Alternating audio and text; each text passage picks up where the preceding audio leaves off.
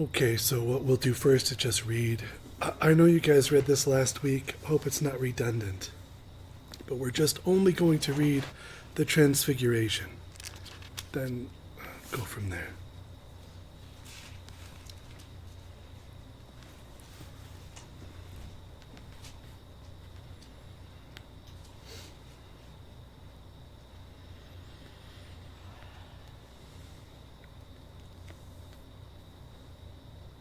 Now after 6 days, Jesus took Peter, James, and John his brother, led them up on a high mountain by themselves, and he was transfigured before them.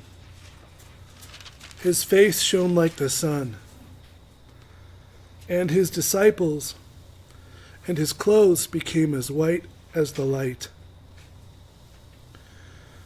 And behold, Moses and Elijah appeared to them, talking with him. And Peter answered and said to Jesus, Lord, it is good for us to be here. If you wish, let us make here 3 tabernacles, one for you, one for Moses, and one for Elijah. While he was speaking, behold, a bright cloud overshadowed them. And suddenly a voice came out of the cloud saying, This is my beloved Son, in whom I am well pleased. Hear him. And when the disciples heard it, they fell on their faces and were greatly afraid. But Jesus came and touched them and said, Arise and do not be afraid. When they had lifted up their eyes, they saw no one but Jesus only. Now as they came down from the mountain, Jesus commanded them, saying, Tell this vision to no one until the Son of Man is risen from the dead. And his disciples asked him, saying, Why then do the scribes say that Elijah must come first? Jesus answered and said to them, Indeed, Elijah is coming, and will restore all things. But I say to you that Elijah has come already, and they did not know him, but did to him whatever they wished. Likewise, the Son of Man is also about to suffer at their hands. Then the disciples understood that he spoke to them of John the Baptist. I'm going to leave you guys with that for a minute.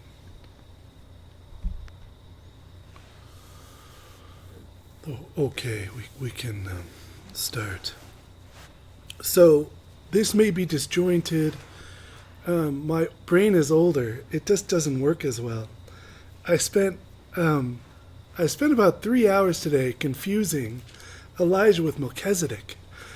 I had a really cool way of describing the contrasting figures. And then I remembered I had the wrong prophet in mind. I'm so glad I didn't go forward. It would have been really embarrassing. So it's great. I'm glad I caught it. It's great. But I know you guys read this, maybe, and I don't have much new to say, but it's such an important experience for the disciples and such an important story in the New Testament. So there's just some background. The first thing we have to say is that if you tell the Jewish people that Jesus took Peter, James, and John up on the mountain, they think you probably went up on a mountain. But they also have another understanding that you wouldn't have to explain or mention for them to immediately get it, which is that Jesus took James and John and Peter to a very high state of consciousness. The mount, has always been, in Jewish imagery, a symbol of union with God and profound intimacy with God. So you didn't have to tell the Jewish listeners that. They knew that. But we have to tell because we don't think in the same ways. If someone like Joseph Campbell, who compares world mythologies and finds similarities between them, he would make a direct equivalence between what happened to Moses on the Mount and what happened to Buddha in his enlightenment experience. Joseph Campbell would say these are the same. We don't think they're the same, but he would say they're the same thing. They're the same thing. So the first thing you need to know is that Jesus took James and John and Peter to a very, very high place, to a very high state of consciousness. And the whole mountain image is just, it's beautiful for it. When Moses ascended the mount, the people could only go so far with him. If you remember, he kept leaving everyone and everything behind as he purified himself to go up to this place. So you think about the mount, the base is the consciousness everyone has. And the further up the mount you go, the fewer people you find holding or able to experience that same state of consciousness. So this is the way to look at it. And the fact that Moses and Elijah both appear, these are the two greatest prophets of the Old Testament. And Moses quite a bit greater than Elijah. And something you may not know, it's really interesting. In the Jewish tradition, if you say to a Jewish rabbi, why was Moses greater than Elijah? You know, Elijah ascended into heaven and did not die. Elijah didn't experience death. Elijah, at some point in his life, was ascended into heaven with his body. So you say, why is Moses? Moses died. But why is Moses greater than Elijah? Why? They say the difference between Moses and other prophets is great. Other prophets have to fall into a dream state to receive a vision from God, or they might enter into it by entering a trance in prayer or meditation and receive a vision from God. That's how prophets get their visions. Moses never wasn't in that state. Never. So that he was always just walking around, if he's building a house, or, if he's, whatever Moses is doing, wherever you find him, he is in that state where he has direct communication with God. This is a profound statement about Moses. It's profound. So when God says, no, none of my other prophets are like Moses. Moses is like none of the others. This is what he's saying. This guy is always so close to me as to have direct connection with me. All the time. Even my other great prophets, one who ascends into heaven, Melchizedek, no father and mother, even them are not like Moses. Moses is dear to God's heart. You can't understand the relevance of this experience if you don't understand how powerful Moses is, and Elijah too. So we're dealing with, if you entered a room and there were 1,000 of the greatest sages who ever lived, they're not like Moses. They're not. And you might think, well, yeah, but these guys ascended. Some of these men and women turned into light and entered to heaven without dying. Yes, so did Elijah, but not like Moses. And Moses is dear to my heart. This is God saying, Moses is dear to my heart. You think if you're from the New Age, you've heard of ascended masters, but there's these ascended, yes, there are ascended masters underneath Moses. Underneath Moses.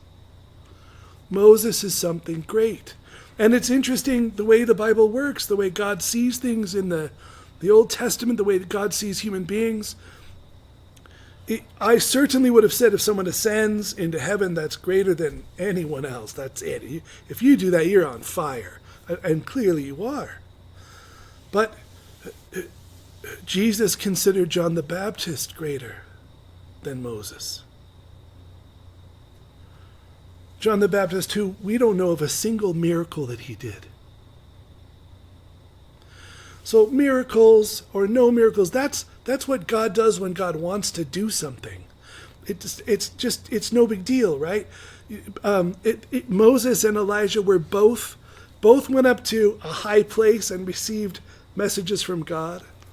Moses and Elijah both had duels with sort of pagan cultures that were persecuting them.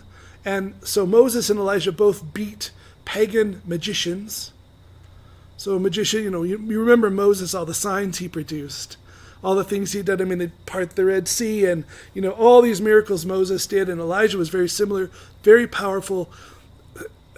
They're very similar figures, and they're sort of types of Christ. They're sort of like hinting at what's coming. So when you hear about Moses, you have to think about greater than an ascended being. You have to think that way.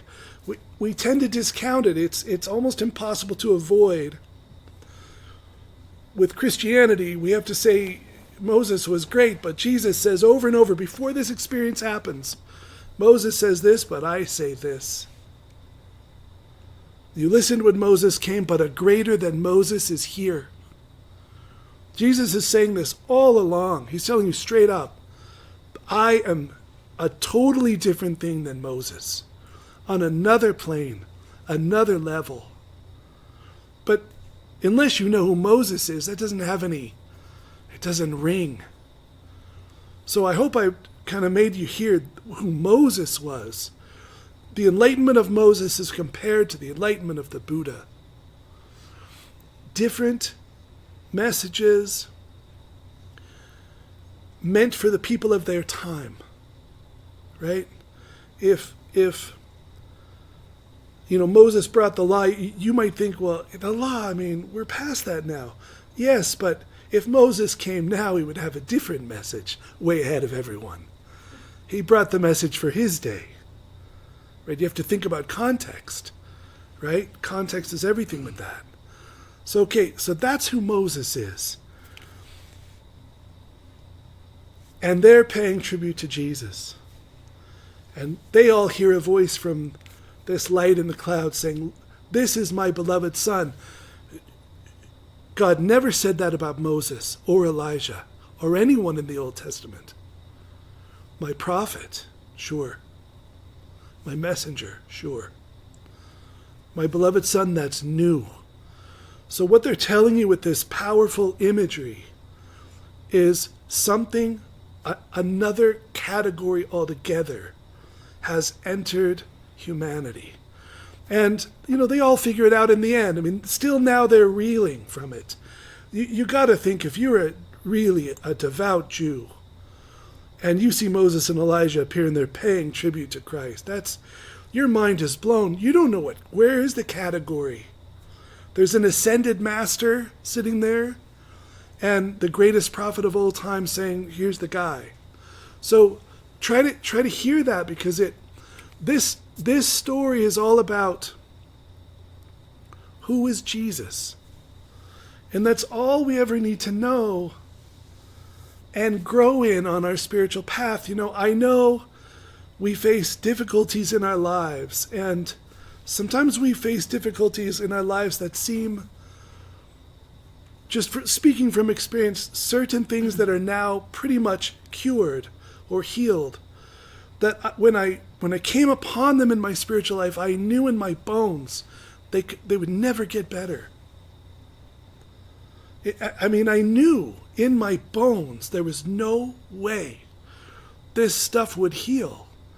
And yet God does. And that the reason for stories like this, and then my stumbling, trying way of saying it, is your faith in Christ is just beginning. You know him, but you yet to know him. He has revealed himself to you, but he has yet to reveal himself to you. Your present understanding of Christ is profound, but where you're being led to is more profound. And stories like this are there to remind us who he is. You're dealing with someone with an authority no ascended master has. Melchizedek or Elijah, or you name your Hindu ones, it doesn't matter. These are people who ascended. I'll lay at their feet, but they're small in comparison to Moses, who is nothing in comparison to Christ. It gives you categorization. Who is this person?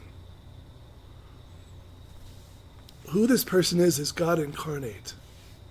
Savior, with an authority over your soul that only a workman has over their product. Someone who made you and made the floor you're sitting on and the world you're living on. Our faith has to grow into this. It has to grow into this. Anything less, just an ascended master, then that's all you get from Jesus. And ascended masters cannot say, I forgive your sin. Your karmic debt is wiped. Come, enter my Father's kingdom. An ascended master can't say that to you. Elijah can't say that to you. Moses can't say that to you. Jesus can say, I created anything that exists. I hold it on my authority, on my word, on my faithfulness. Come and enter the Father's kingdom. That's a different thing. And I really like, I don't compare myself to these guys, of course, don't worry. I know my place. But I do take comfort that John the Baptist worked no miracles greater than an ascended being. God's view of us is what matters. God sees beyond even the things we see as great. Even the spiritual things we see as great, God sees deeper. God sees our heart. God sees who we are. God sees our sincerity. God sees beyond our sin. God sees beyond our woundedness and our brokenness that keeps us from living the life we surely would live if we could. We surely would if we could. God sees the heart.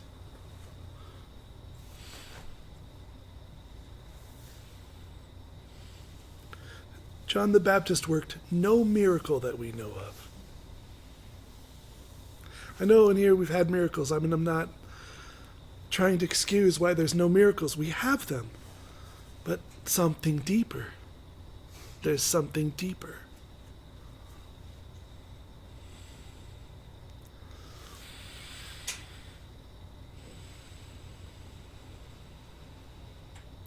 Moses' permanent connection to God was personal. Personal.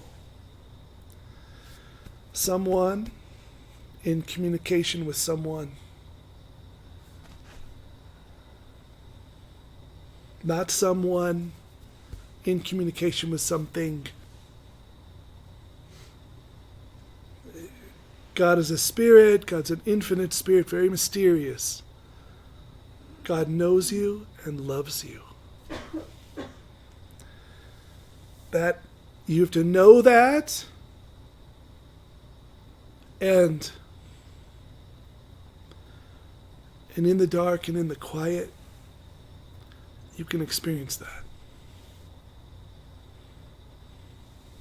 The whole, I won't talk about specifics, but the whole last 2 years has been really profound for me.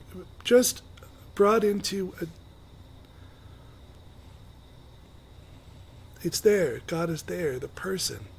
It's more personal than it has ever been for me. And I'd been into union before, and I thought I knew the way. I don't know the way, but I kind of know what's coming. I know the stages. I kind of do. But I never saw that coming. I never saw that. I knew cosmic love. I knew love that burns through the whole universe. But this secret, intimate, private thing, it's really something, man. It's really something. And this is what Jesus came to bring. Not a union with the uncreated energies that shine off of God, but a union with the Trinity itself.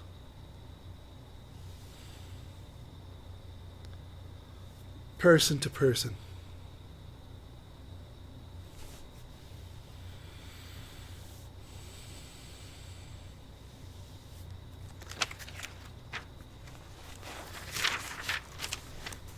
Probably said everything in the wrong order. Yeah, okay. I was going to say little things that don't matter. Moses worked 22 major miracles. Can't remember Elijah now.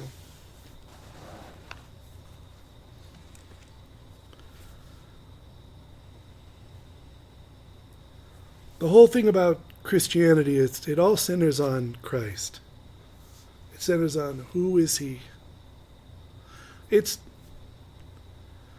in my opinion, in my experience, you cannot understand his words until you know who he is. His words, before I knew who Jesus was, I read his words. I say, I'll take Lao Tzu's words over Jesus' words any day. This is how I felt. After I know who Jesus is, these words have different meaning. It's all about who is saying it. Who is saying it? Whose authority? Then he says very subtle things and you think, oh, the Creator is speaking. That subtle thing means something. Something you won't give it that importance if it's just an ascended master speaking.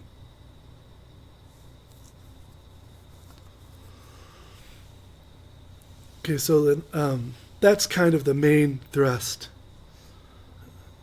Moses always was in a state of consciousness that prophets slip into to have visions and receive messages from God. Moses is very great, but a greater than Moses is here.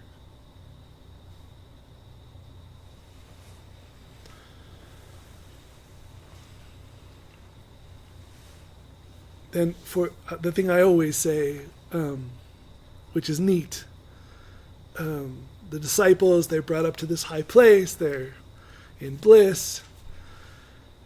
Jesus, it is good for us to be here. Let's build 3 tabernacles, man. I mean, you can just see them. We're ripped. You know, we're peaking.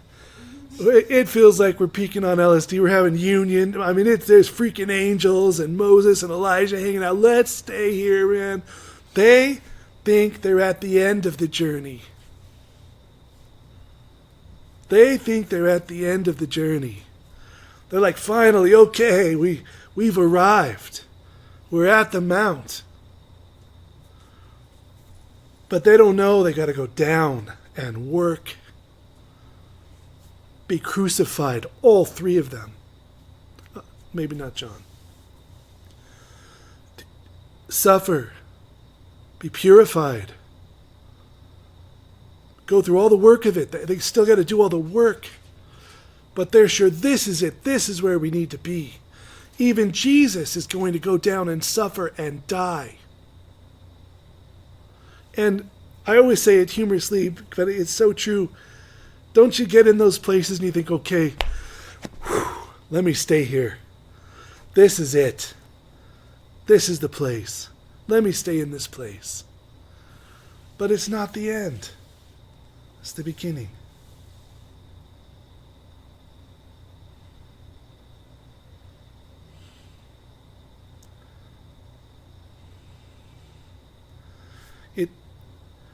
Even after death, unless you've nailed it all the way, there will be some purification on the way into heaven. Perfect love. This is the way in. Perfect love. For all of creation, for all beings, for all humans, for ourselves in that non-self way. Perfect love, which can't exist in fear, in our woundedness. This is where we're led. This is where we're brought. This is where we're going. And even, when you're on the mount and the light is shining, it's so wonderful. But, of course, you have to come down. Of course. You're not done.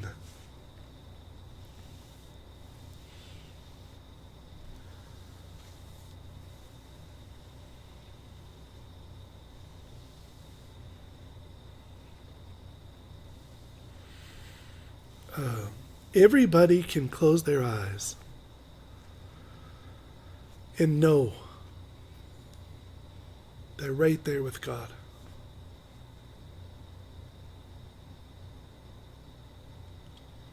Anyone trained in Christian spirituality who knows that John the Baptist was greater than Moses can close their eyes and not need to see a vision, not need to see blinding white light,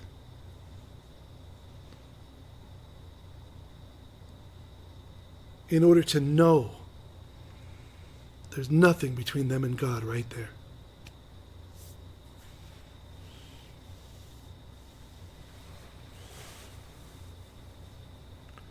And anyone who's a Christian and knows Christ's forgiveness and his authority,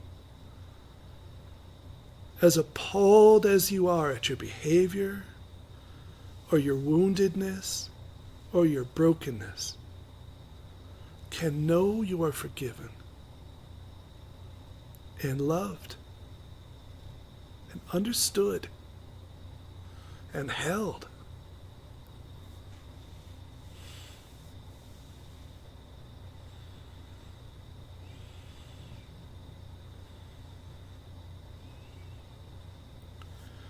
That salvation makes use of everything, including suffering. That your union with God is no less in your brokenness than in your bliss.